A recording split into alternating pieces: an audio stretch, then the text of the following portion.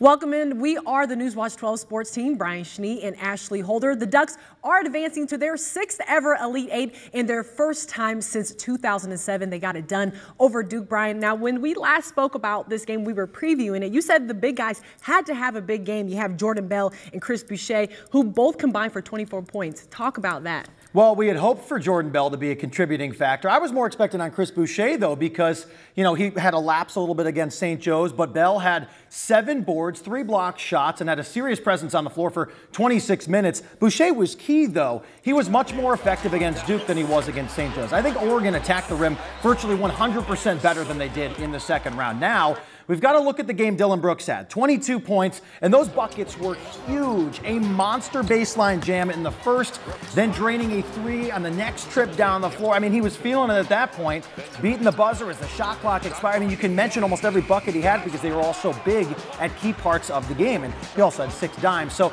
it was just a complete game all the way across the board for Oregon.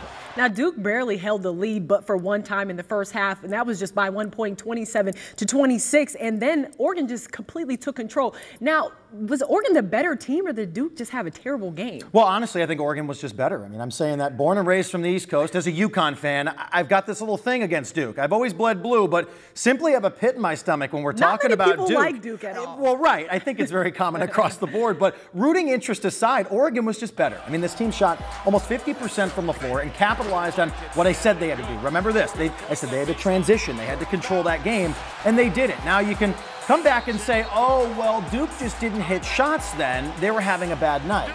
No, that was not the case. Oregon was just flat out better across the board than Duke, and they have been all season.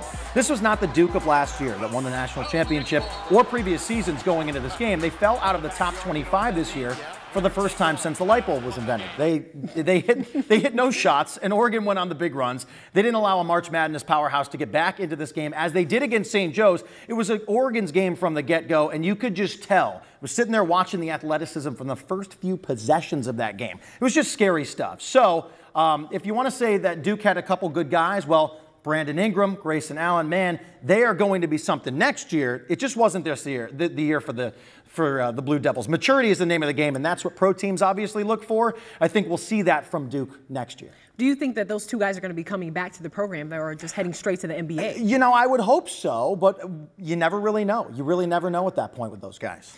Well, I imagine that you've seen Oklahoma play a few times, and they handled Texas A&M on Thursday pretty easy. What do you think about the Sooners, who obviously Oregon is going to play in the Elite Eight? Well, so many people think that Oklahoma is just a one-headed animal in Buddy Hield. That is simply not true. Pretty much what I think. That's what you think, right? The Sooners have 5 bodies that scored in double figures against Texas A&M. Now, I think Jordan Woodard is an absolute stud on this team. Buddy Hield gets so much spotlight.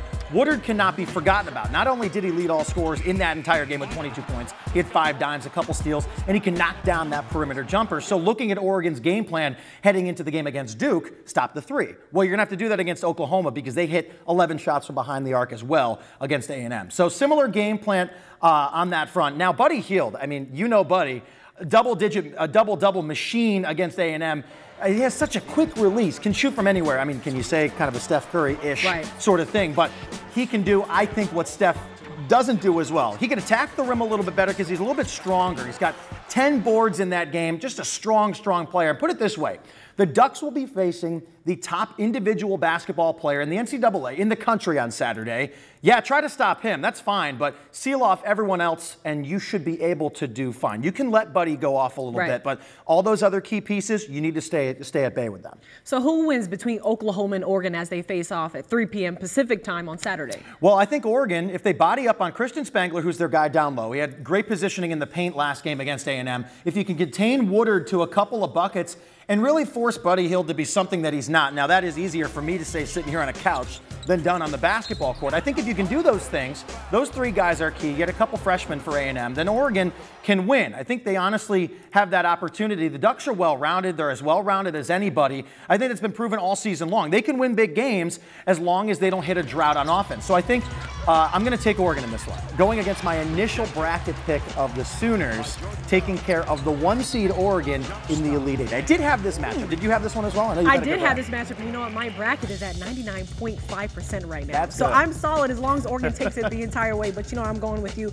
I'm going to go with Oregon as well because I'm impressed with these guys and how much they feed off of each other. I think the Ducks take it. Again, Oregon and Oklahoma on Saturday in the Elite Eight from Anaheim, California. Tip-off is scheduled for 3:09 Pacific time if the Ducks can advance to the Final Four. Expect more from us breaking down all the action. For BrianSchnee and Ashley Holder, thanks for joining us for taking a look at the Oregon Ducks and the Elite Eight.